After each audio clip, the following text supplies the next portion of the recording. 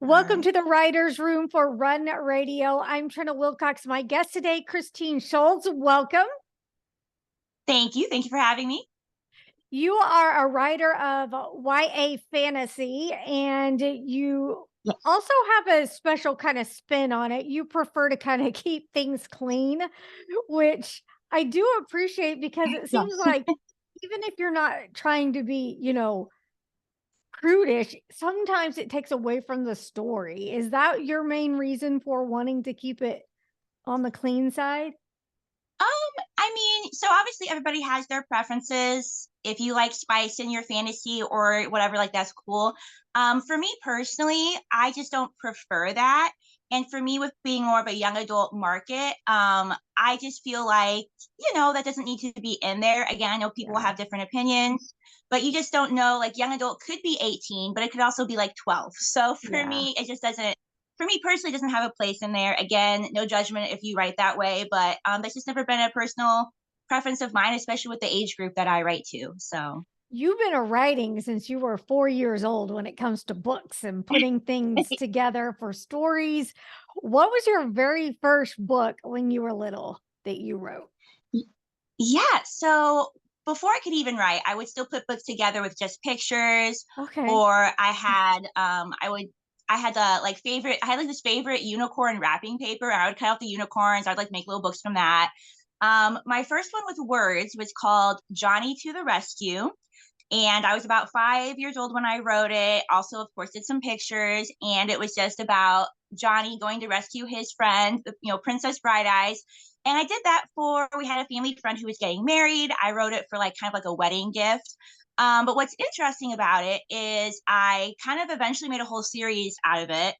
And then when I was in middle grade, I kind of like redid the series. And now the world that was created from that is what eventually created the worlds that you see in my books that are now published. Oh, So it neat. has a pretty long history. Yeah. Yeah, that's very cool. I guess you still have those early manuscripts and you keep all of that? I know there's somewhere at my parents' house. So yes. Yeah, yeah. What is your writing process like? Because you've been doing it for so long and it's Yes. evolved, what's it like for you and how has it changed? Um, I definitely so over the years I've worked a lot with a couple different editors.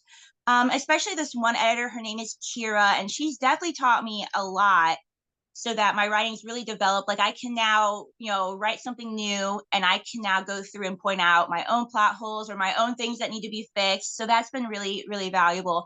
As far as my writing process, you know, I'm trying to write a new story right now. I had some ideas brewing in my head for a while, and then I won't necessarily write in order. So, like right now, what I've done is I have a general outline in my head, and I've kind of like written out like a general outline of this is what's going to happen beginning to end.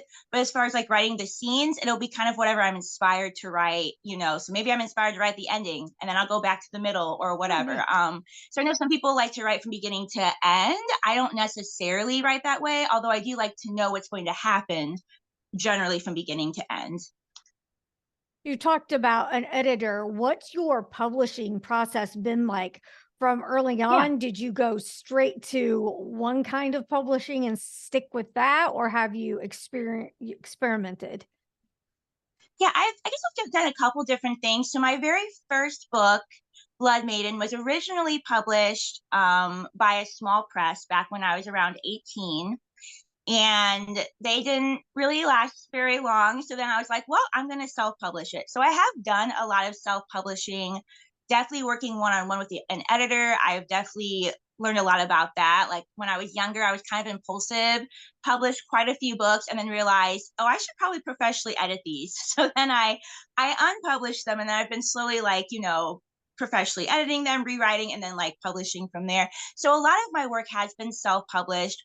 I do have a series called The Galian Quartet, also young adult fantasy, that is currently with Words Matter Publishing. So that's kind of a newer indie press. So I'm kind of trying that out to see how it Oh, goes. cool. Okay. So I kind of have both things going on right now. Yeah. Um, you You mentioned going back and making sure you had an editor look at your work. And no matter how good Yes. you are as a writer, why is it important to have an editor or have a different set of eyes on that piece? Yeah, well, definitely because I think no matter how good you are, and like I said, I've definitely improved a ton since working with Kira. I'm definitely able to point out a lot of things for myself, which is great. Um, but no matter what, like you're never going to catch everything in your own story. Like you're so ingrained in it that even if you do really improve with that, there's still going to be little things. So, I have another editor who isn't as in depth with the developmental stuff. She'll do a lot of like line editing and proofreading, but she will also read to me and tell me if Christine, this doesn't make sense, and it's very important to have that or to have, even having friends read it who read a lot.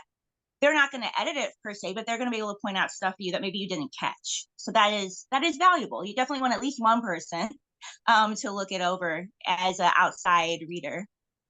Do you ever stop and read some of the words out loud to make sure they flow right? Or do the editors do that? Or does anyone at all? Because I have read things before Mhm. that I'm trying to narrate and I'm like, that's an odd way Yeah. of saying it. I wonder if they actually said that to see how it flows because it's different. Um, I don't. I probably maybe I should. I don't really read stuff outright typically. Read stuff out loud typically. Although I have noticed for me what helps. So obviously I do my edits and my writing on the computer. Okay. But for me, I'll catch something different for the computer versus, oh, now I have the physical copy. So I guess it's kind of similar, like you're reading it in a different way, in a different Yeah. format. So for sure that does help. Yeah. What format do you like to read best when it comes to your relaxing reading time? I still prefer hard copies of books. Obviously, my books are available as ebooks because I understand people like different things. I still prefer the hard copies, paperbacks, hardbacks. Um, yeah, yeah, that's my preference. So. Do you keep all the books that you read or are you kind of only special books you keep? I do have quite a lot of books that I've read, and I've gotten rid of a few, but like every time I go through them, I'm like, oh no, I really liked that. We're gonna keep that. So I guess kind of a mix, but I do keep quite a few books that I've enjoyed. You also do some writing for kids based off of the work Yes, you do in your daily life. Can you talk yes, about that a little bit? absolutely. So for the past, let's see, I've been there 9 years now. So I work at a company called Trinity Services. I live in Illinois, so that's where we're based out of. And they have a day program as well as residential services for adults who have autism and just any other kind of various disabilities and special needs. And so I'm essentially a case manager right now. I've worked several different roles in the company, but now I'm a case manager. So I make sure their paperwork's up to date and do medical appointments and do cool stuff. Like next week, I'm probably taking some people to the zoo. It's a great fun job. But that was really my first experience working at that job, really being around people who had special needs and just, I just never had that experience before. So I've written a few kids' books since then. Most of my kids' books do have special needs characters. And the first one that I wrote for younger readers, again, they're all illustrated since these are for younger kids, is called In the Land of Giants. And it kind of reflects my first experience working with special needs kids or special needs adults, because it's about this kid who goes to visit the giants and he's scared. He's never been there before. He's never been around people like this before. And the giants also happen to either, use wheelchairs or sign language or things that he's never seen before. So at first he's scared because it's different, right? But then as the book goes along, he comes to realize, hey, these people are really cool. I want to be friends with them. So yeah.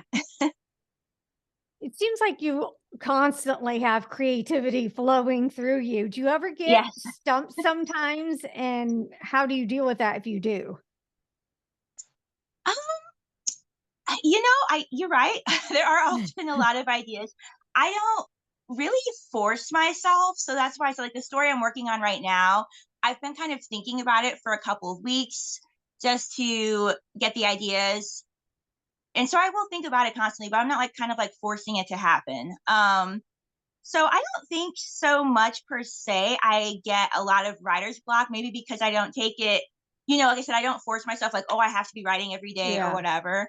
If I do need an idea for something, I'll be honest with you, I've been dating somebody for the past couple of years who is just a great idea person. So I Yeah. could be stuck and go to him and be like, hey, this is the story. Do you have an idea for this? And like he'll give me like 10 ideas and I'll be like, great, this is great. Like, so I think it's also helpful to like talk to people Yeah. too. Even if you don't use their ideas, they might kind of spark something. Do you write every single day, or how long of a break do you take when you do take a break?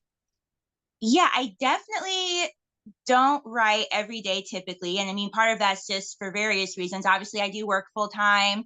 If I have a book that I'm like really focused on, I will like devote like, okay, I'm gonna write every day, like after work or whatever.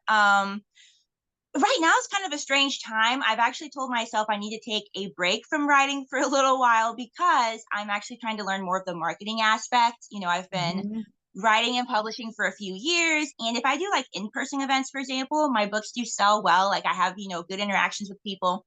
But I really need to learn kind of how to sell online and try to, find more readers because I would like to eventually do this full time if that were possible. Yeah. Um, so yeah, so if I have a project I'm working on, I will devote like almost every day to that. But like right now, I kind of don't have anything because I've told myself I'm not allowed to right now. Right, So right. Are you a note taker for your ideas, or are you great at just letting the keyboard take over when the moment strikes? yeah, it's a good question. I definitely do notes. When I was younger, always had a notebook everywhere. Yeah. Now it's, I'll write notes in my phone, which I can do a lot faster than, handwriting, of course. So yeah, I definitely will take notes. It doesn't matter where I'm at. If something comes to me, it's like you want to write it down because you might not remember it later. So Yeah. Yeah. What are you learning when it comes to marketing that you didn't realize before? I've talked to a lot of people that are just overwhelmed with the marketing that you yes. have to do as a writer, or most entrepreneurs, business owners of any kind, have to Hmm. really step up the game to marketing. So how has that been Right. for you? Yeah, I've really just kind of been looking at stuff since like the beginning of the year, so the past few months. I think that I initially maybe subconsciously put it off because it's overwhelming and Yeah. because I was just, I think I'm so good at, editing and such now because I've practiced that for so long that I think I subconsciously was like, I might not be good at marketing at all. Like it's so overwhelming. But I finally just like, okay, we just gotta jump into it. Um, so yeah, I mean, there's a lot to it. I've had a couple people come up to me and be like, "Oh, you've been working on marketing. Like, are you selling books yet?" And I'm just like, "Guys, it doesn't take 2 months to learn. Like, I could be studying stuff all year. Like right now I took some classes, for example, on newsletters, and so I have a newsletter now. So like I'm getting into that. Um trying to learn, about ads. Is that something I'm going to do? Is like try ads for my books. Like there's, even doing stuff like podcasts and just kind of getting Yeah. yourself out there. There's so many things to learn and so many things that you can try. And right Mhm. now I'm just in the phase of trying everything Oh, and good. Well, seeing that's where it good. goes. See what Yeah. sticks. I feel like one of the biggest obstacles for people is the self promotion part. They believe in the Yes. stuff they do, but it's still hard to be like, hey, look what I have. Has that been kind of a hurdle for you at all? I mean, I'm pretty good at, speaking for myself, which I Okay. know a lot of authors are shy on, which is completely understandable. I think it's just been for me more just doing it, just starting to do it, just stopping the writing, stopping getting you Yeah. distracted and just getting the process started. So, For a lot of writers that, they're ready to go and maybe they're like you, mhm, they've got the full time job. What kind of advice yes. do you have for them where, to keep them committed and making their dreams Yeah. come true to be a published writer? Yeah. So I think you definitely have to develop a good amount of self discipline, right? Because it's kind of like being self employed. So, like, nobody's going to, tell you to Right. do it. You got to kind of develop a plan that works for you. I would definitely say one thing to not get overwhelmed would be to set small goals. So let's say you're like, man, I have a great idea for this 4 book series. Well, if you approach it that way, that might be overwhelming and you might never do it. So for me, for example, let's say I'm editing one of my books. I will set a goal for myself. It might be a small daily goal, like I'm going to read through 5 pages and edit 5 pages a day. That's a small goal that I know that I can attain. And so then when I accomplish that goal, and if I, go beyond that goal, then I feel very accomplished as opposed to feeling overwhelmed by this big thing. So I definitely think that breaking things into smaller goals that you feel like you can meet and that you can feel good about is very important. I want to go back a little bit to the publishing and the self-publishing. Okay, Um, sure. for the people that have no clue on where to get started, or maybe some of the things they need to be aware of, because there are a lot of Yes. promises that can be made out Yes. there to writers that are really red flags. So Yes. can you kind of share that experience? Sure. Yeah, there's all kinds of things out there. When I was 18, okay, before I published my first book, I actually had tried to send out a couple manuscripts and I got an offer back from a publisher. And guess what? They wanted $10,000 to publish my book. Uh-huh. So, first things first. So for self-publishing, we'll start there. There's free options, right? Like you can publish on Amazon for free. You can publish through Ingram. Ingram just changed their policy to where there's not even any fee. Like you can publish on there for free. I haven't used Ingram. I haven't used Draft to Digital as another one, but these are good self-publishing platforms that are free to use. Now, of course, you will want to pay for things like a cover artist and an editor, but those are professionals that you're choosing to hire as opposed to spending thousands of dollars to a company who's just going to put your book out there and maybe or maybe not really do a lot with it. There are publishing companies that are upfront about the fact that, hey, if you pay us a couple $1,000s, we're going to do editing, this, and this, and this. I feel like if that's what's helpful for you, that's okay. But what you don't want is to submit your book to somebody who says that they're a traditional publisher, and then they come back to you and say, "Oh, but guess what? It's going to cost you $10,000." Like, don't do that. Yes. That's not Yes. necessary. That's not okay. That's bad practice. That's not good. Yeah. So Yeah. so That's yeah, just keep good away from the tips. scams. There's definitely free options, and you can definitely hire your own editors and people that will do what you need them to do. But then you'll be able to, to maintain control and maintain all of your royalties by doing it yourself if you choose to go that route. Do you think that you'll always stay on the book route, or do you think that you will turn some of these into scripts or something down the road where they can become performed by actors? Yeah, that would be cool. So I will say before I talk about that, kind of similar. I do Okay. have now my first audiobook.